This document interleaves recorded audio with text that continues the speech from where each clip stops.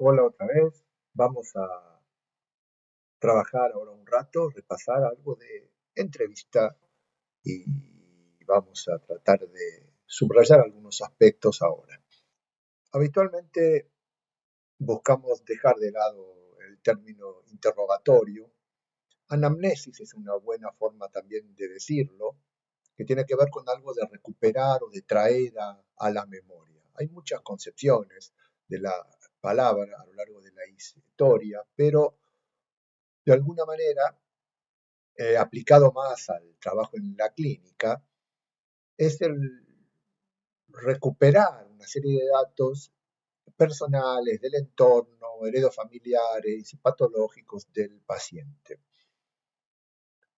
o recopilar datos para situar los síntomas en una dinámica singular, en su contexto.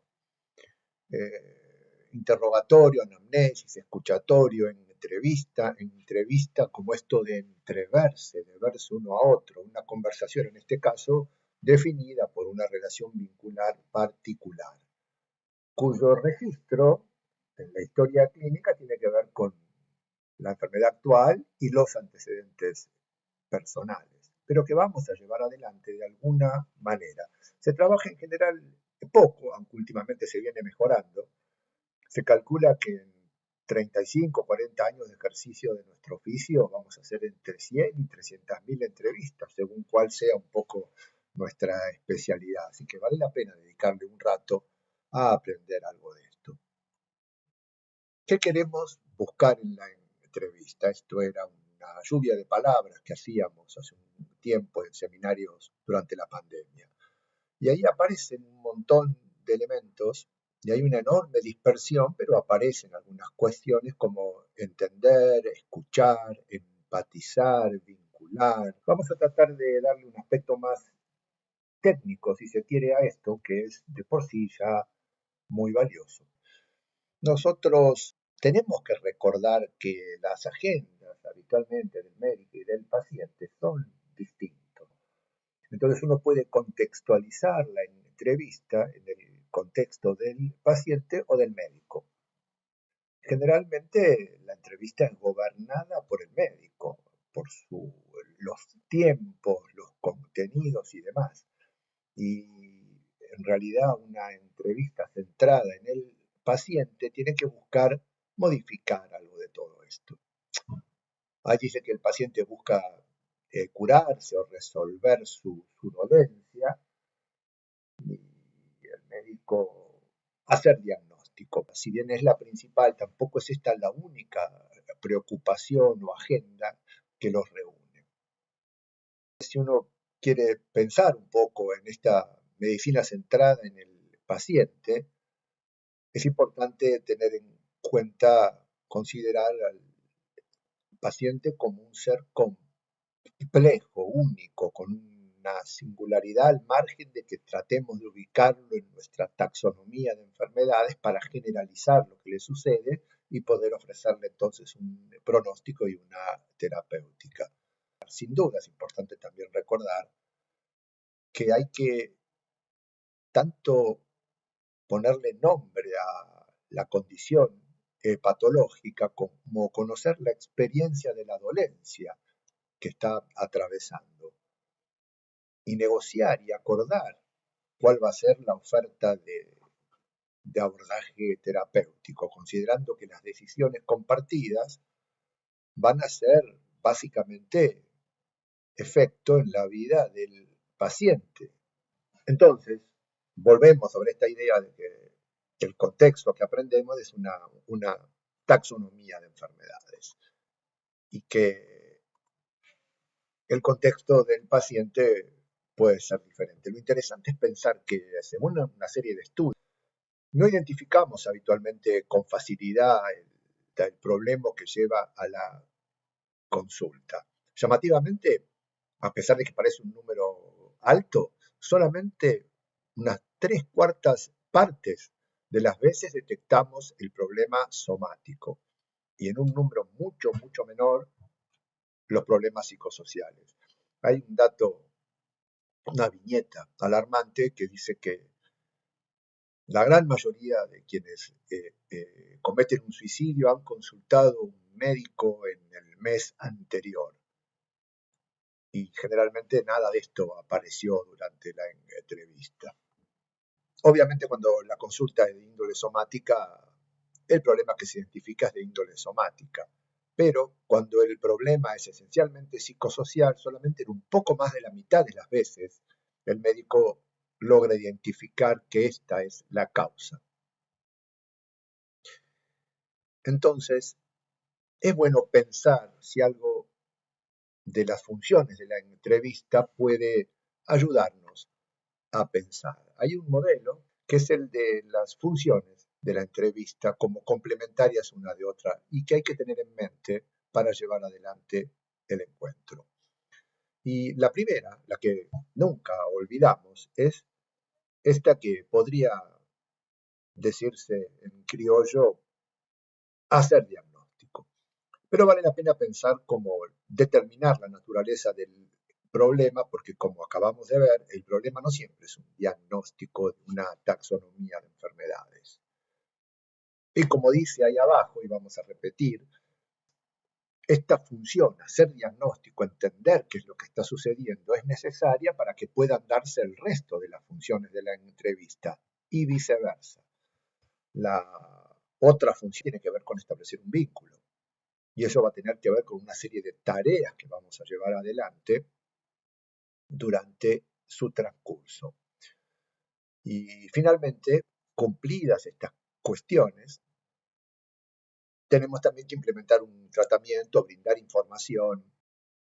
Y cada una de estas funciones tiene una serie de objetivos y una serie de tareas que nos pueden ayudar a tener en mente cuando vamos a finalmente estar en una situación de consulta. Este año vamos a tener oportunidad de hacer un par de simulaciones con actores, con pacientes simulados. Y va a ser importante tener en consideración si podemos ir cumpliendo a lo largo de las etapas de la entrevista estas funciones. Obviamente, hacer diagnóstico o entender qué es lo que está sucediendo nos va a permitir plantear un plan de estudio y un plan de tratamiento y predecir el pronóstico. Para eso tenemos que tener una serie de conocimientos y también la capacidad de hacer razonamiento clínico. En cuanto a la segunda función, la idea es que si tenemos un vínculo vamos a poder lograr la colaboración del paciente en cuanto a responder a nuestras preguntas. También va a ser un objetivo nuestro aliviar el estrés que el paciente vaya teniendo. Por lo tanto, hay que tener una escucha para cómo está vivenciando la situación, cuál es el sentido del padecimiento, más allá del nombre de la enfermedad. Entonces, las tareas que vamos a tener que llevar adelante va a ser ir definiendo la naturaleza del vínculo entre médico y paciente. Y después, transmitir cierta seguridad, transmitir genuina curiosidad, interés, respeto, algo que los seres humanos sabemos percibir a través del lenguaje verbal, no verbal y una serie de percepciones. También para esto tenemos que estar atentos a reconocer barreras o dificultades en la comunicación y sobre todo saber cuáles son las expectativas de nuestros pacientes. Y no hay mejor forma para saber esto que preguntar. Finalmente, es importante que nuestro consultante entienda la naturaleza de la enfermedad, los procedimientos que vamos a realizar, las alternativas de tratamiento que podemos ofrecer. Y hay que construir un consenso para llevar adelante estas acciones. Obtener consentimiento y cuando queremos cambiar hábitos de vida, lograr alimentación saludable, un descanso adecuado, resolver alguna problemática en lo personal, es importante que tengamos su colaboración. En cuanto a las tareas, vamos a tener que identificar las áreas de conflicto y hacer una negociación para resolverlas. Vamos a tener que comunicar el diagnóstico de una manera adecuada, sabiendo elegir el lenguaje, entendiendo qué es lo que desea, cuánto desea saber cada paciente y luego hacer recomendaciones sobre cambios de hábitos, planes terapéuticos, formas de abordar y manejar las implicancias de la condición en la vida cotidiana de este paciente. Ayer recordábamos las estrategias de recolección de datos y vale la pena entonces ahora detenerse un minuto más pensando en las preguntas abiertas y las preguntas cerradas, la entrevista espontánea y la dirigida. Son dos momentos y objetivos distintos, no depende de qué paciente tengamos delante de nuestro, sino de qué estamos queriendo indagar. Es para conocer sus expectativas, saber con quién estamos hablando, entender cómo está viviendo su enfermedad y qué espera de la consulta. La entrevista espontánea es fundamental. Y también para detectar huellas que luego iremos a seguir persiguiendo la confirmación de una hipótesis mediante una entrevista dirigida. Además de establecer bien la cronología de aparición, hacer una anamnesis dirigida por aparatos y sistemas e indagar todos los antecedentes personales, quirúrgicos, de enfermedades, ginecobstétricos, medioambientales, etc.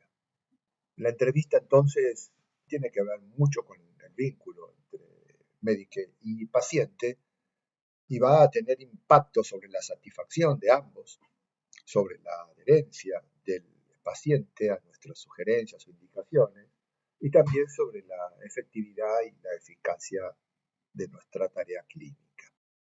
Vistas estas diferentes funciones, es importante considerar después la estructura de la entrevista.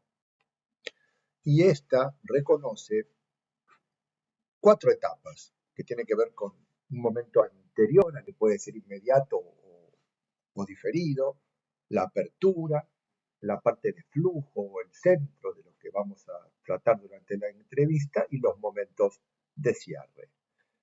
La preparación tiene que ver inclusive con cómo vamos a adecuar nuestro consultorio, qué vamos a elegir, cómo va a ser nuestro espacio, si vamos a tener una pared llena de diplomas o vamos a tener solamente nuestro título exhibido como exige la ley, si vamos a tener una silla alta y una bajita o dos iguales, o si vamos a tener una mesa en redondo, una serie de elecciones que van a tener que ver con cómo intentamos nosotros presentarnos en la consulta. También en el momento de iniciar una entrevista entre un paciente y otro, deberíamos hacer como un ejercicio introspectivo, de relajación, para poder prestar una atención significativa y plena al momento presente durante nuestro encuentro.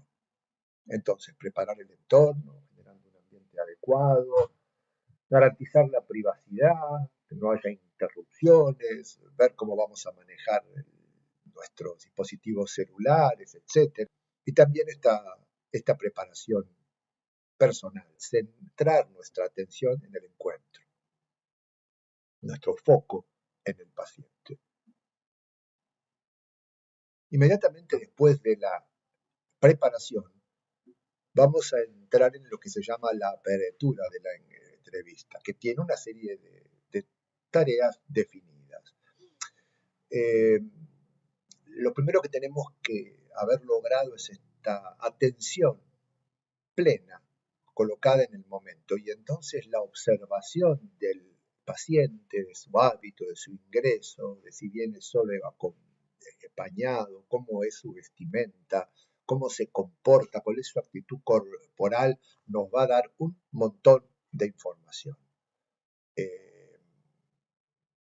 Vamos a después a saludar, vamos a decir nuestro nombre, vamos a preguntar su nombre, depende del contexto, pues siempre es importante establecer el motivo, el propósito de la entrevista. A veces está claro, es volver a ver eh, algunos estudios, venir a una consulta acordada previamente porque ya había algún síntoma que preocupaba, etcétera.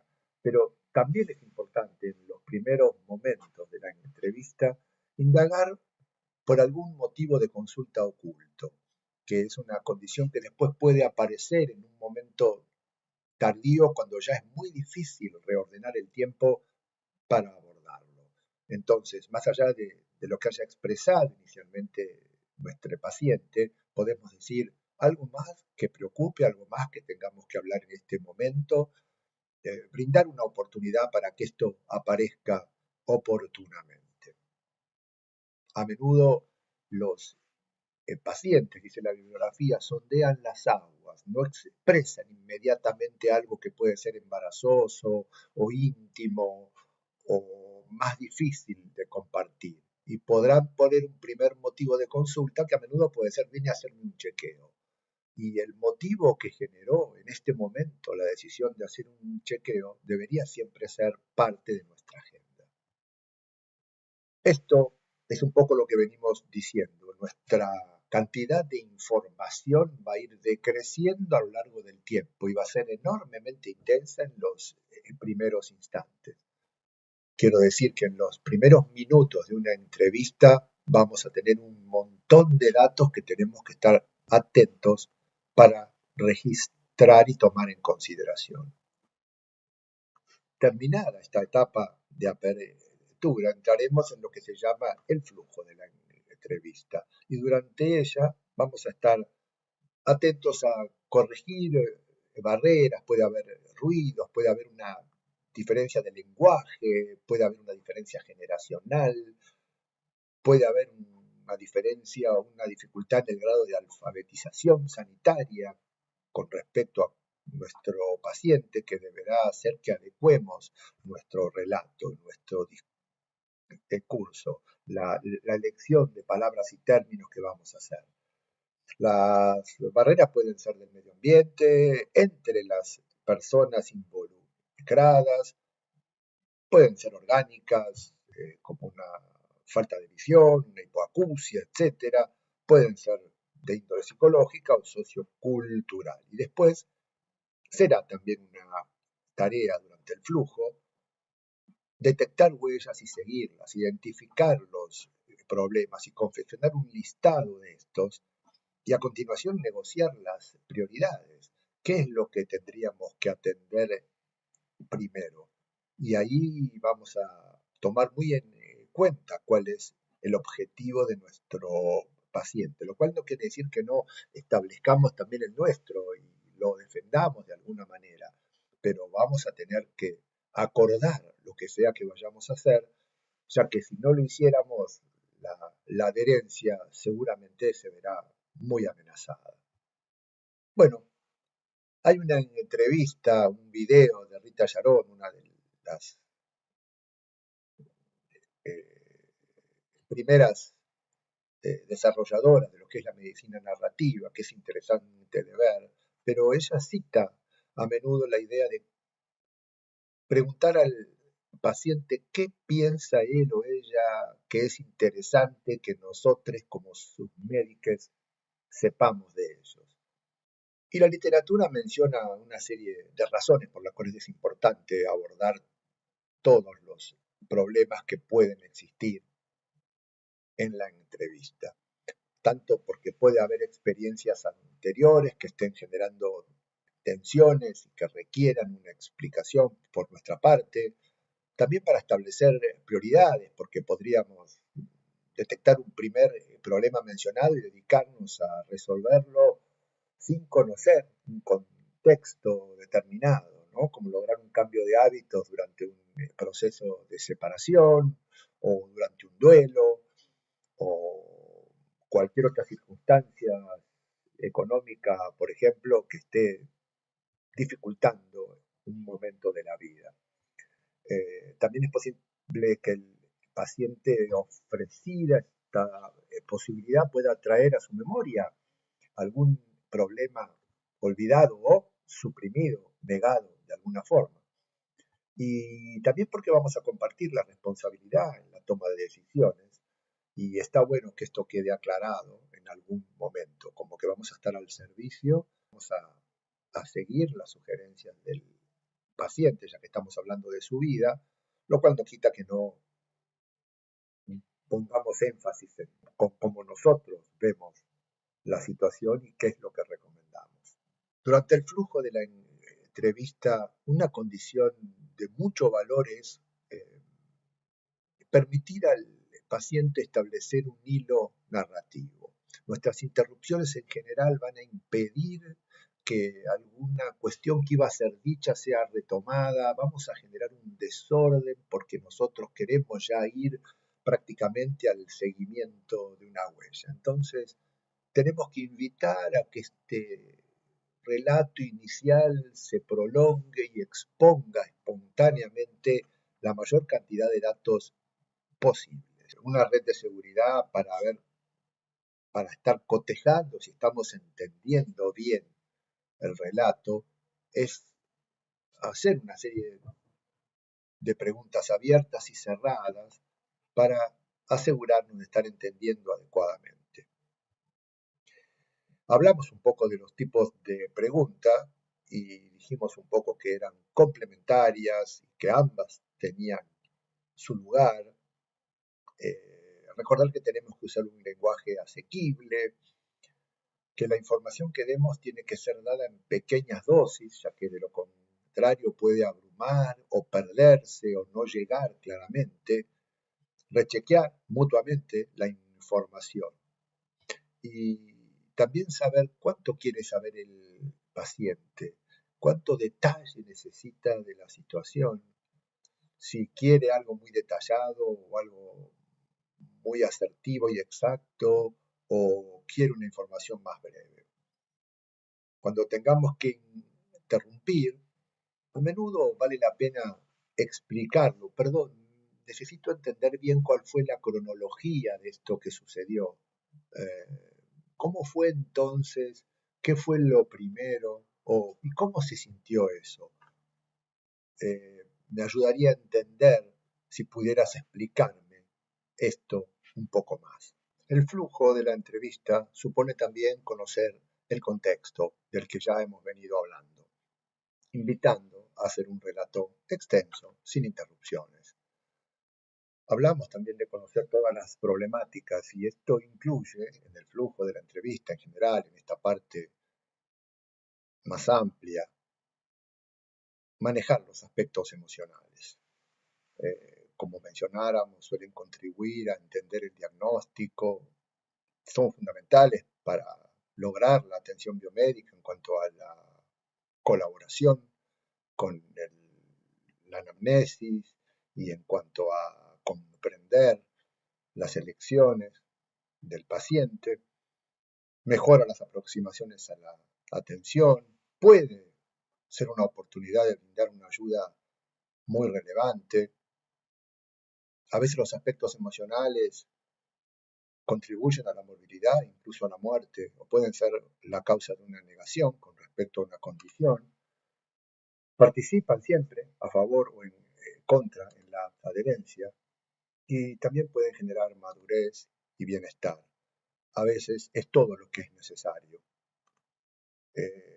Como bien decimos, si curar a veces, aliviar siempre, no tener en consideración los aspectos emocionales definitivamente es insuficiente. Una consideración frecuente que suele hacerse es no estar pensando en la próxima pregunta. A veces la ansiedad por seguir la huella o por no olvidar un detalle, bueno, esto se adquiere con la práctica, pero hace que no estemos prestando atención a lo que está sucediendo en el momento.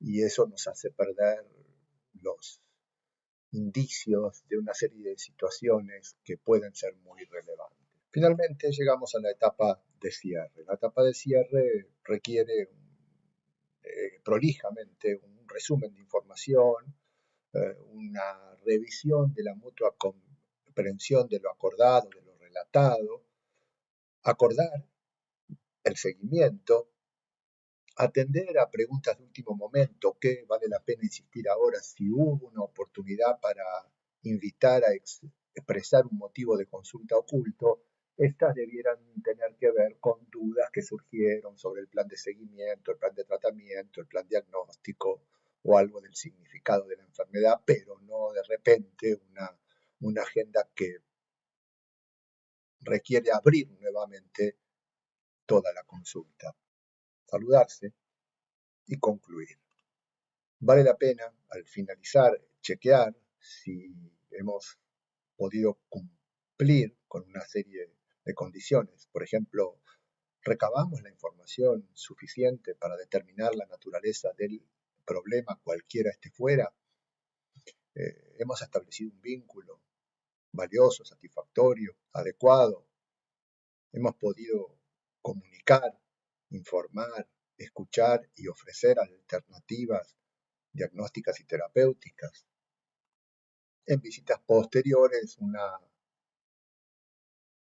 ayuda puede ser tener siempre en vista el listado de problemas. Empieza a ser parte de la preparación antes de la siguiente consulta, que incluye revisar la historia clínica, recordar fechas importantes, revisar la última consulta y plantear cómo continuamos adelante. Hoy por hoy, a veces sentimos que hablar de entrevista en el contexto de la práctica actual es fútil a veces, ¿no? Es poca la figura del médico de cabecera que atiende a un paciente durante años. Sin embargo, quienes se dedican a esto tienen en general una buena cantidad de trabajo y una buena satisfacción dentro de lo que es la especialidad. Al margen de esto, muchas especialidades tienen un seguimiento y vale la pena pensar la forma en que esto pueda ser satisfactorio, más satisfactorio para todos los actores involucrados. Hay, para mencionar un poco más, algunos indicios importantes que pueden estar señalando la necesidad de ahondar más en algunos aspectos del contexto personal. Y este listado puede servirnos para recuperar algunos de estos elementos a los cuales hay que prestarle especial atención. Volviendo tal vez al contexto de la entrevista con Rita Yaró, indagar las fantasías del paciente sobre su enfermedad, evaluar el impacto que ésta tiene en su calidad de vida, la percepción subjetiva de la gravedad de la dolencia, modificada por historias familiares o personales, las expectativas respecto del tratamiento y no presuponer qué es lo que más le preocupa al paciente. Como decíamos, una buena estrategia para entender es la de preguntar.